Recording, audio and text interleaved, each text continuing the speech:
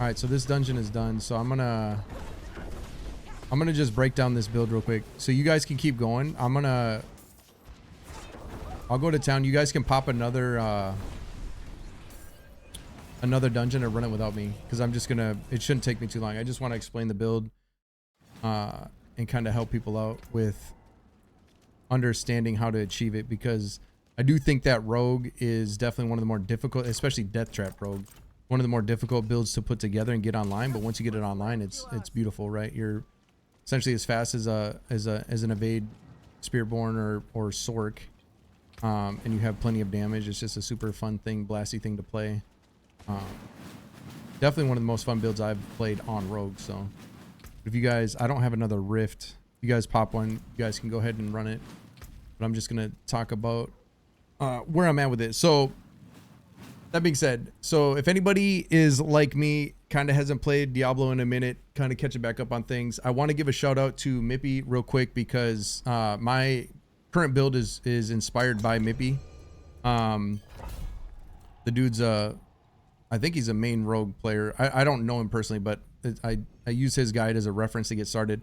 Mine is definitely different, and it's going to have differences, obviously similarities, but because death trap is death trap. But the main thing is like getting people to understand how it works, because even for me, like I said, being out of the loop for a little bit in the game in general, coming back, trying to, you know, I know about breakpoints, I know about a lot of different things in these types of games in general, but with this build specifically, like I said, it takes a little bit of effort, a little bit of gear, the right type of gear, the right breakpoints to even be able to do it at all. And that's because obviously you need to be able to spam death trap infinitely, right? So that being said, for now, this is where I'm at. This isn't ideal. I'm actually trying to throw a Shaco Starless in the mix and see if I can make that work instead of what I got going on. I know that, like I said, Mippy's guide's a little different than what you're going to see, what I'm using and where the direction I'm going. But that's a good thing. That means you have options that you can essentially, you know, different ways to achieve the same result, right? And, you know, which way is going to be the best way, right? I don't know. You know, Error Perdition is super strong. Mippy's version is definitely going to be a good version. Is it the best? We'll, you know, time will tell. I think that after looking into things and again playing with the build more, I think Shaco Starless should be pretty strong. I don't know if it'll beat Perdition or not. I haven't found a Perdition yet, so, but I did find a Shaco and I found a Starless, hence why, you know, I'm going to try to make that work.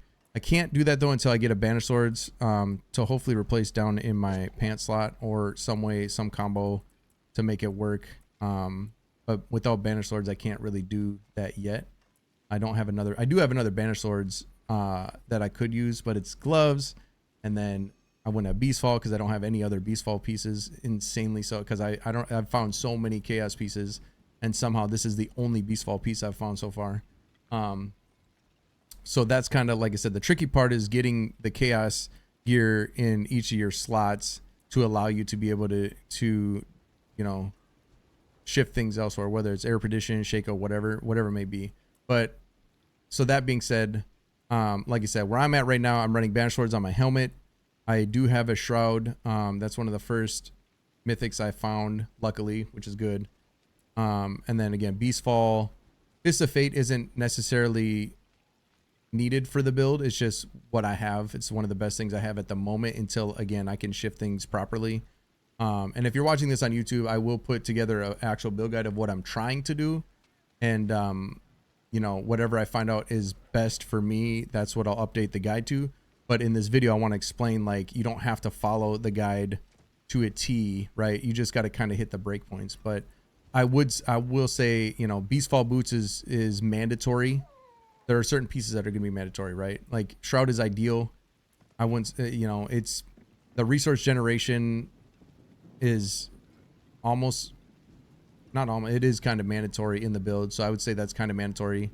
Unless, like, if you got Shaco, like I said, I'll get to it. So Beast Fall is mandatory though, because using a cooldown restores energy. I feel like you need that. Ultimate cooldown reduction helps you reach your death trap cooldown reduction that you need, the breakpoint you need in order to have that infinite spam. Again, Fist of Fate, don't necessarily need it. It's just what I have at the moment. Scoundrel's Leathers, you do need, because it makes your trap skills core skills.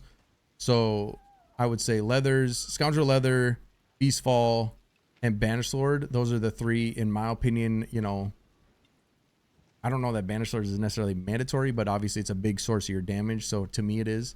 But those three are the things that I would say you absolutely want. And then from there, like I said, you can use Air Perdition, you can use Shaco, whatever it may be. Shroud I would ideally try to get as well.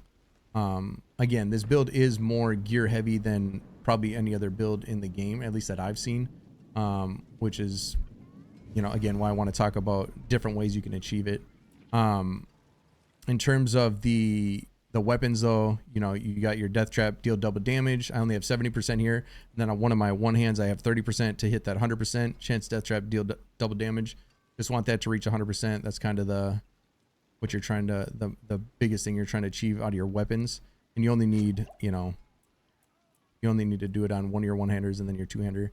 And then Dark Shroud damage is just the highest scaler. So you have that on every piece. And then my other weapon, you can see I have poison damage, and the reason for that is to proc your skill tree. It's just easier, especially if you're blasting your alchemical advantage.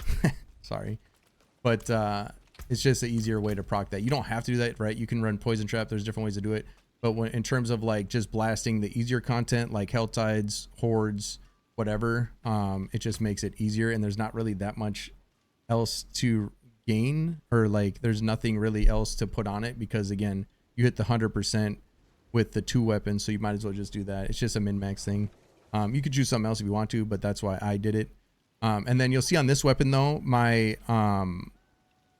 got lucky hit to restore resource, and that's GA. This is just what I found, but that's one of the hardest parts. And again, I'll get back to it. Let me just get through the rest of the gear, kind of explaining it.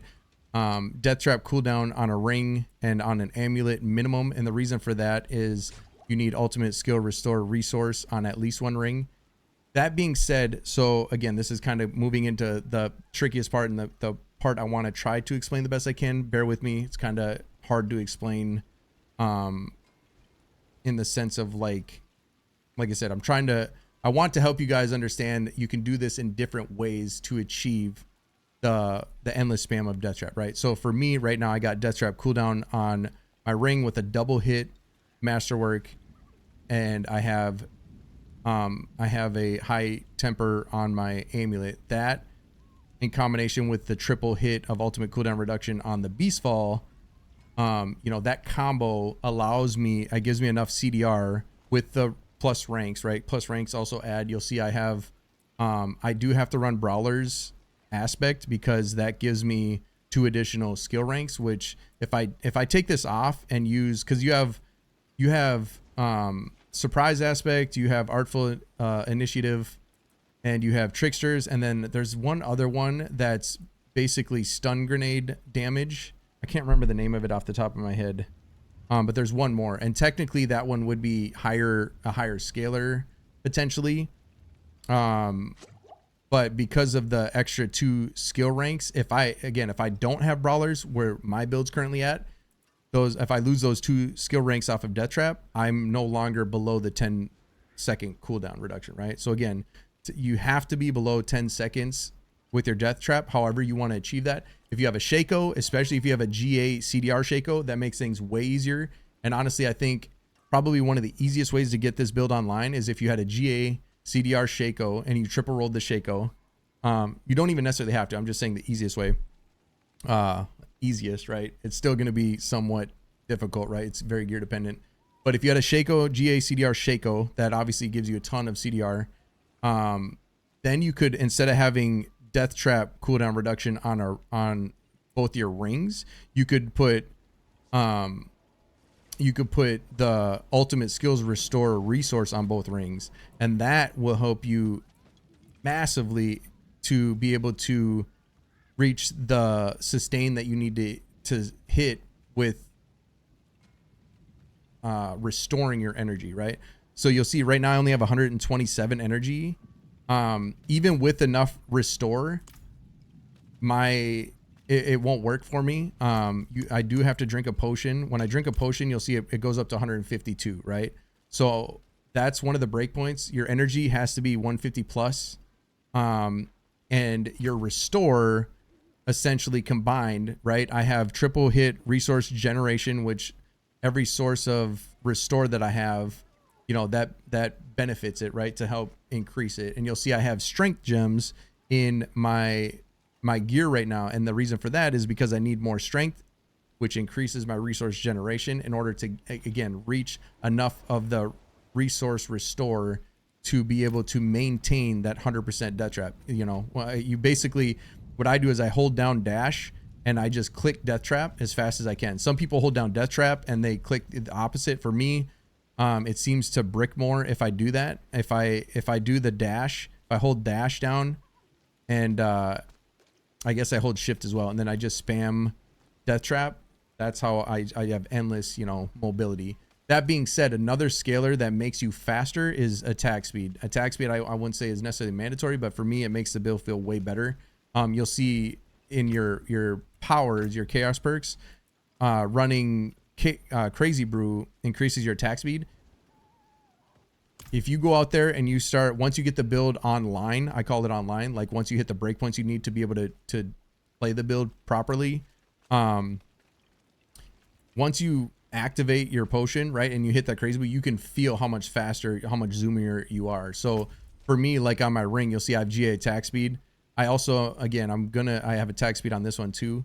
And the reason for that is it just, I feel significantly faster in a majority of the stuff I'm doing at the moment. I'm trying to farm gear, chaos pieces. You know, I'm not necessarily pit pushing yet. I will be.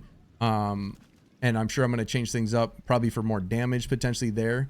But for now, you know, if you want the fastest you can be with the build, attack speed scalers are help you, again, just be a lot quicker. I still haven't found a Jaw Rune. Obviously, Jaw Rune would help make me much faster as well. I just haven't found one yet to add in the mix. But, you know, that's kind of any build, you know, Jaw Rune that is super zoomy. Obviously, everybody knows, right? You get, it adds whatever, more mobility. But, yeah, that being said, back to the restore resource thing. The reason for that is, and sorry, I'm probably being more in depth than I need to be, but I'm trying to help everybody understand. The whole point of this video is, you know, this isn't my best in slot, the best build, crazy, pushing, insane, whatever. It's just getting the build online, understanding how it works so that you can start blasting with Death Trap Rogue, right? And trying to give you guys variables and understand different ways to achieve it. And why you need to do that, right? So again, for the 150 energy, if you look at your specializations, we run preparation, and you'll see 75 energy reduces your ultimate cooldown by 5, right? Obviously 75 times 2 is 150, right? 5 times 2 is 10, right? Do the math, quick math. 150 energy reduces your ultimate, aka death trap, by 10 seconds. Hence why you need to get your death trap below 10 seconds, right? So that when you spend 150 energy, right, your 150 energy, that's what creates that infinite loop. So the breakpoints, the absolute mandatory things to get it online, again, death trap below 10 seconds, 150 energy, and you can help achieve that with the potion, right? And then enough. The hardest part is getting the restore resource on top of those two things, I feel like. But that's where, again, as long as you can hit that 10-second CDR, the easiest way is, again, I only have ultimate skills restore resource on one ring, but it is triple hit. And if it wasn't, I wouldn't have enough. So again, it's hard to do it that way. The easier route would be, again, run like a Shaco, something that gives you a lot of CDR. You can open up the CDR on that ring and run 2 ultimate skill restore resources on 2 rings. And then again, maybe some, like for me, I have lucky hit to restore resource as well here. So this isn't like ultimate and I don't know. I very rarely I'll have times where like it'll go on cooldown. More so if I like throw in something and there's no mobs around, because I do have some of my lucky hit restore resource. But in general, I have enough resource generation, and with the triple hit of that, and then I also am running in my skill tree, I have I do have innervation, 4 points in that to 40% chance to just help me gain 8. Obviously I get 8 energy plus the 50 whatever. I'm at 30 and what is it, 26. Yeah, so I'm at 56, almost 57% more generation, whatever. When you do the math, like I said, you just need it to be able to maintain that 150 after every hit, essentially. And unfortunately with the lucky hit restore, it can, not often, but it does get a little, it can like brick or whatever you want to call it for me currently. But this is just, in order for me to get it online, this is what I have to do at the moment. And again, if I had 2 rings that had the resource restore, especially if you had like double masterworks, I don't think you necessarily have to have both of them tripled per se, but you definitely would want like doubled or whatever. That's going to be one of your easiest routes, as long as you can try to get that CDR elsewhere. So again, for me, I have CDR triple hit here, needs to be right. You can see I'm at 9.9 as is, and that's because of A, my ranks, B, I have the resource generation triple hit, and I have my ultimate cooldown, or that's resource when I'm talking about. The ultimate cooldown is, sorry, they left the group, so it kind of sidetracked me for a second. But sorry guys, I don't mean for this to take so long. I just want the video to be thorough so that, again, hopefully it's helpful for anybody watching to be able to try to get this online properly. But yeah, so, and then when it comes to the aspects, the understanding how that works, tricksters is what allows Death Trap to benefit from your stun grenades. I actually just learned this from one of my buddies in my stream, actually. He pointed out that the point of tricksters is, if you read it right, Caltrops, Smoke Grenade, and Death Trap receive your stun grenade benefits, right? So your stun grenades themselves are irrelevant. It's more so you're using tricksters to turn your Death Trap into, see how when you hover over it, it's considered a stun grenade now. And then that's where, when you run Surprise or Artful Initiative, or again, there's one other one, I can't remember the name of it right now, but you'll see at the bottom, your stun grenades deal increased damage, your stun grenades deal increased damage, right?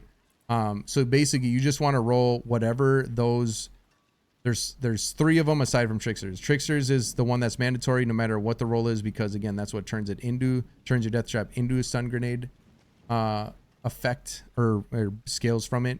And then there's 3 other ones that have those on the bottom. You scroll down and you'll see, right, mine's 44 and 45 at the moment.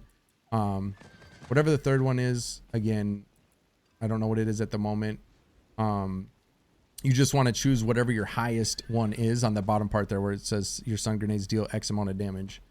Out of the 3, choose your 2 strongest ones. And then Frostbitten, the reason for that is permafreeze, right? And that's where like your controlled glyph and your frigid finesse, right, scales from that.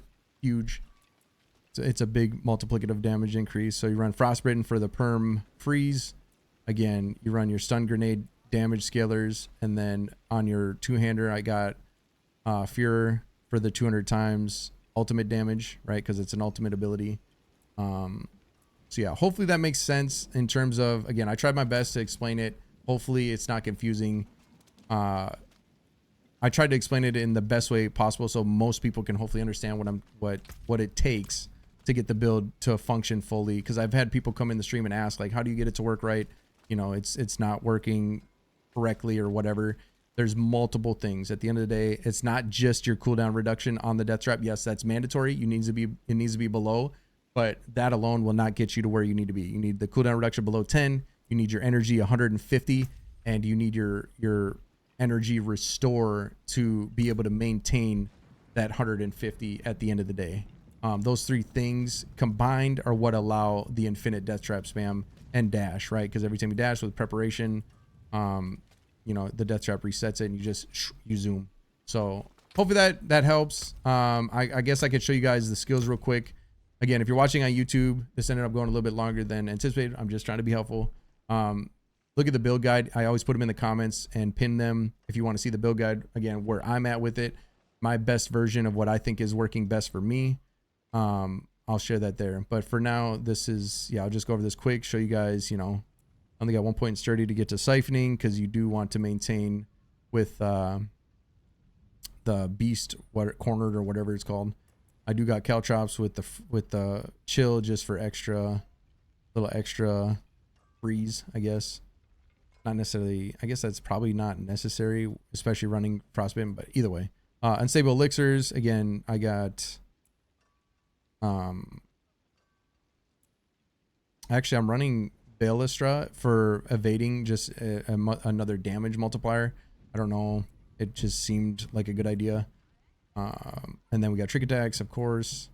We got concealment with subverting, and that's another thing I should say. So when it comes to playing the build, right? For me, I hold my right click down, I hold my shift when I want to move, and then I hold my shift when I want to attack, right? So I hold, basically I'm holding my right click, holding shift and spamming death trap, and then I'll let go if I need to stop or whatever.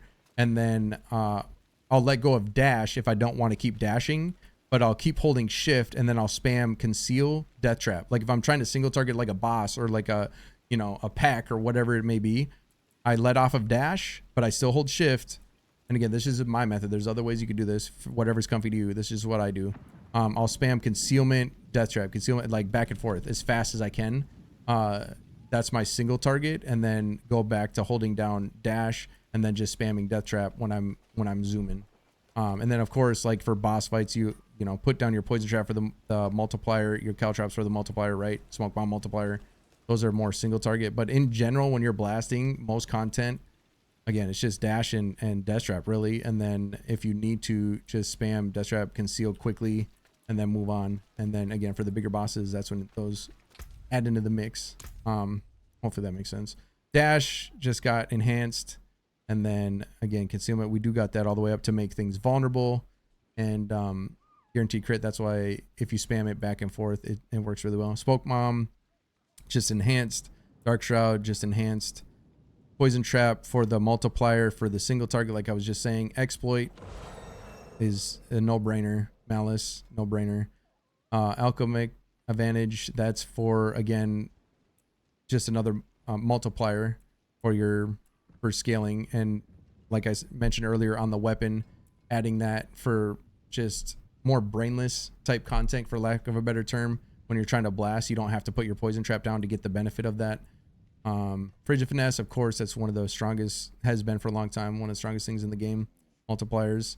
Death trap, no, you know, that's the bread and butter, right? Supreme. Second wind, haste, and innervation for me, like I said, just to get that more. I don't know if I actually need that many in it, but I just do. And then exposure.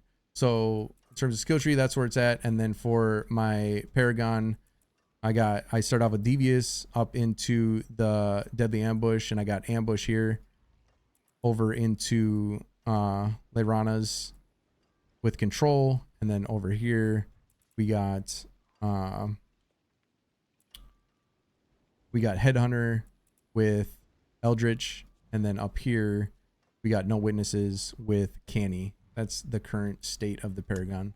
But yeah, hopefully that's everything. Like I said, it probably took a little bit longer than usually my video. Let's be real, my videos usually do take a little longer than they should, but I just try to be as helpful as possible. Truly, I try to help as many people as possible, try to explain it the best I can, try to get my points across, and I probably reiterate things more than I need to, but it's just, again, I'm trying to be as helpful as possible for everybody so they can fully understand it. Oh, I don't know if I went over the chaos perks, but we got Marred Guard, Beast Cornered, Crazy Brew, and Innervated Strikes.